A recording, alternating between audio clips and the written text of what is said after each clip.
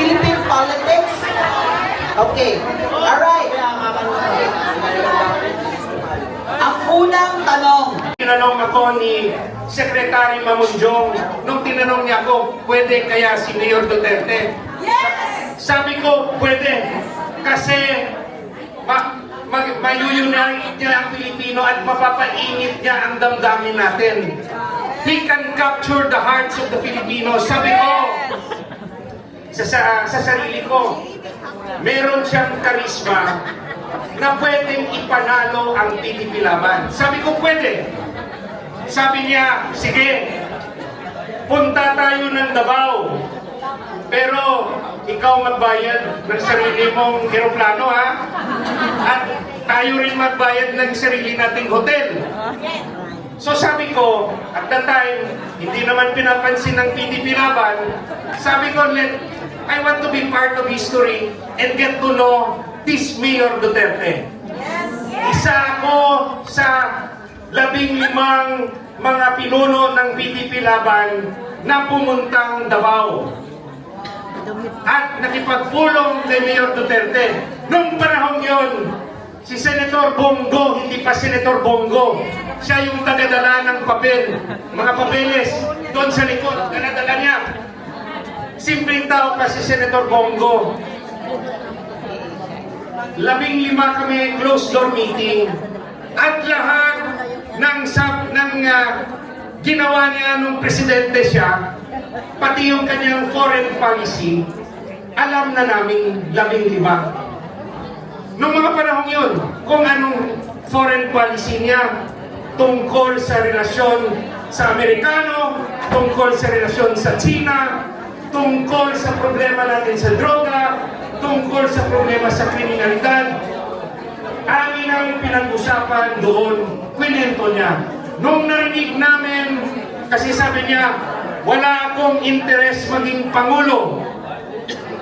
Alam ko, nandito kayo para hikayatin ako maging Pangulo. Sabi niya rin, alam niyo ba, nung mga dating panahon, gusto ako maging leader ng kudeta. Inimbita si Mayor Duterte mag-leader ng kudeta. Sabi niya, ayaw ko. Sabi ko sa kanila, ayaw niya kasi gusto niya ng demokrasya. So, ano nangyari? Narinig namin na yung tao, iba sa mensahe o sa imahe na pinapakita na parang ano siya, diktador. Siya pala ay pro-democracy. Doon yung una kong pagkakilala kay Mayor Duterte hanggang sa nanalo siya bilang presidente at in-appoint ako bilang undersecretary ng DILG. Yung pangalawang pwesto ko bilang direktor ng Land Bank, the Philippines. At yung panghuli, sabi niya, tulungan mo ako na maging commissioner ikaw ng Presidential Anti-Corruption Commission. Sino ba dito sa atin ang mga OFW? Isa ang kamay. Ang mga OFW, itaas ang kamay ng mga OFW, please. Naalala niyo pa ba yung laglag bala ng hindi pa presidente si President Duterte? Di ba takot na takot tayo umuwi? Nung naging presidente si Digong, pinakain sa kanilang bala. Diba? Pwede tayong magalit sa mga government workers. Yan ang deserve ng Filipino. Ganyan tayo kamahal ni Rodrigo Duterte.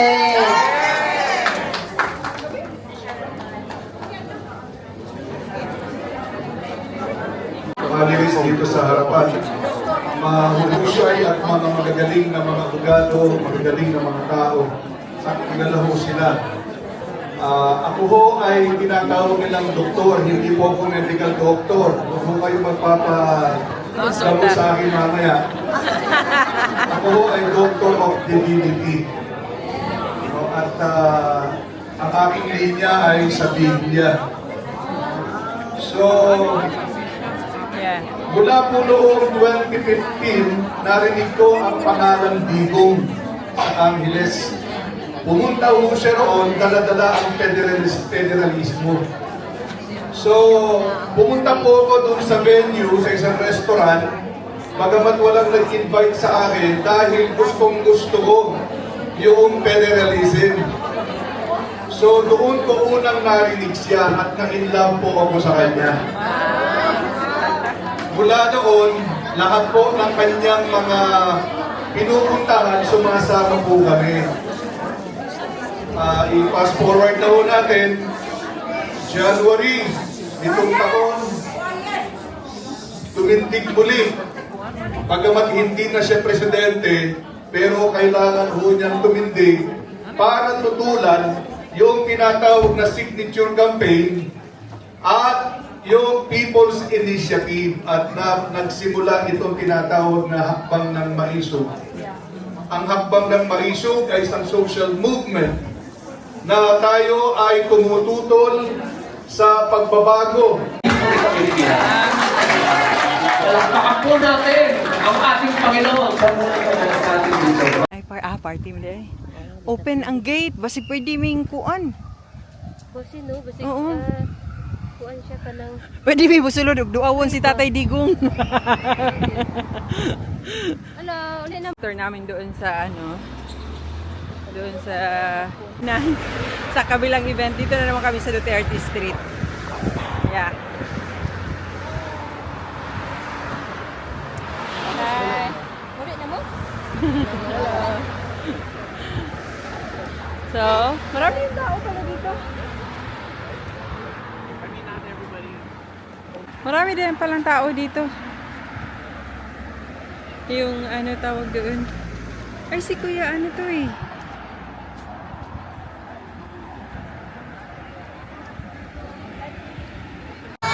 Mga vlogger.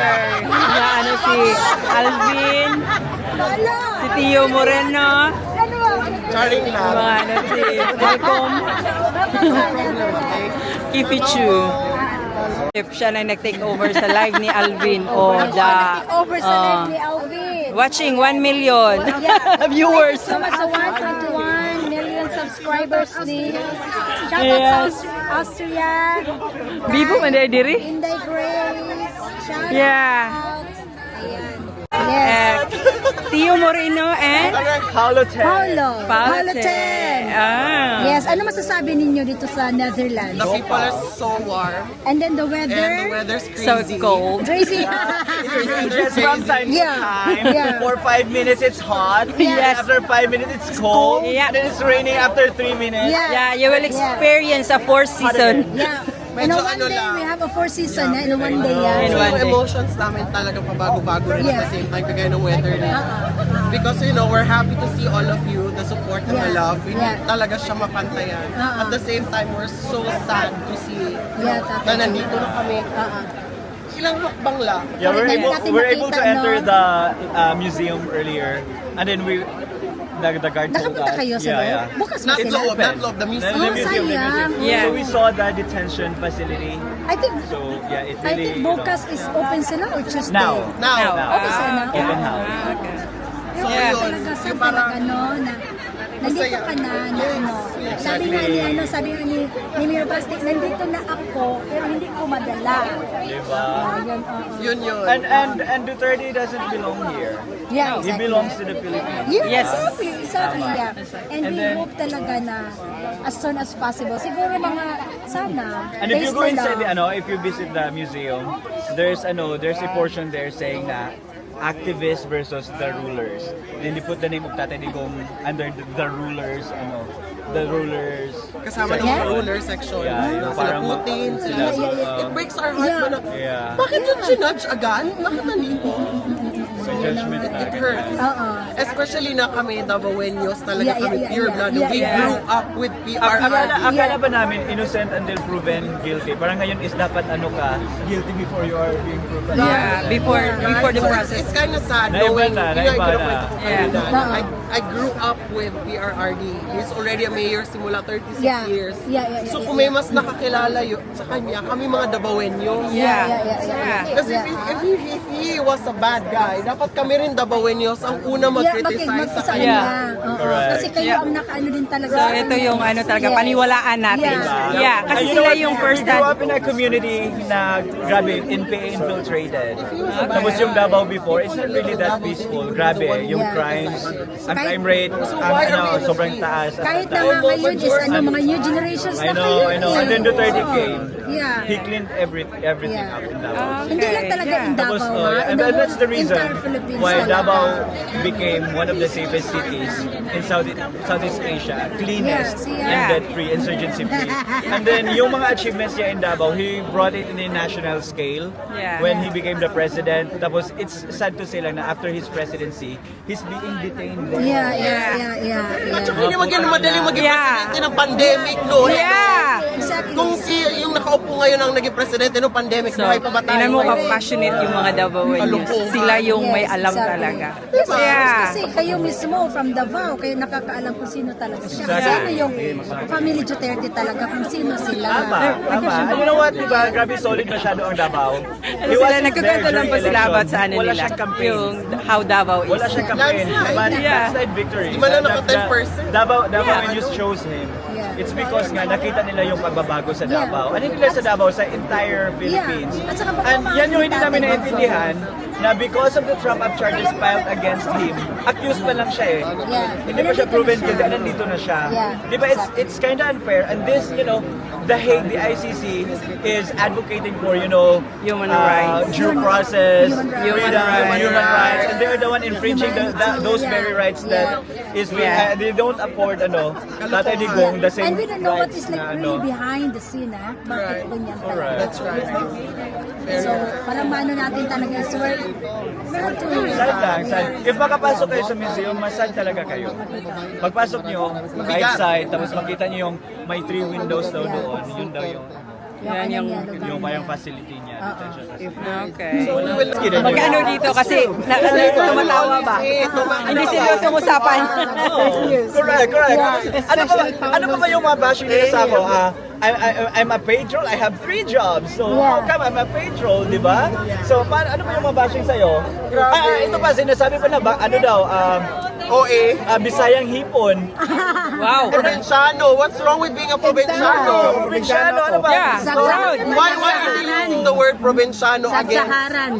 Sub-Sahara. PRRD is a provinciano. Well, at least probinsyano tayo pero hindi kami kumakain ng pagpag.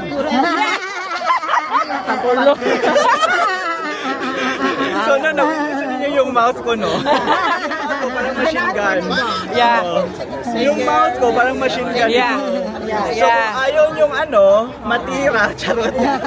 Pero hindi na-meet mga anti-Duterte kasi Gusto ko nga. kanina. Gusto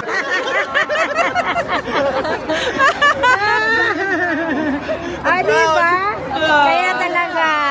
Ayan. But seriously, Pinakita na talaga namin kayo in person yan. but seriously, Hindi lang sa hindi lang sa social media nagraran. Andito. Kasi hindi talaga That's ako not kapag the dalawa entire magkasama. definition of who we are. And people, judge us based on what they read, what they see, and what they... Galing, pauwi na silang France. Oo. From France. Yeah.